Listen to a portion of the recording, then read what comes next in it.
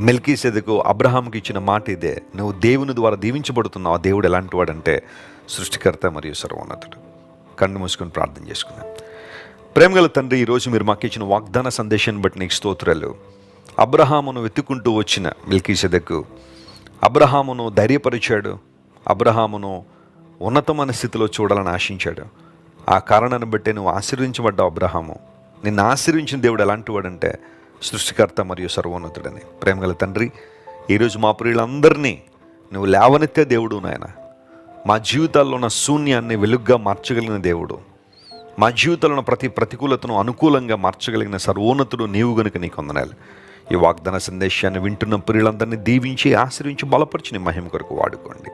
ఈ రోజంతలో కావలసిన స్వస్థత, విడుదల, అభిషేకము, ధైర్యము, నెమ్మది ప్రతి ఒక్కరికి మీరు దయచేయండి. ఘనత, మహిమ నీకే చెల్లిస్తూ యేసయ్య నామం పేరిట అడిగి వేడుకొనిచున్నాం తండ్రి.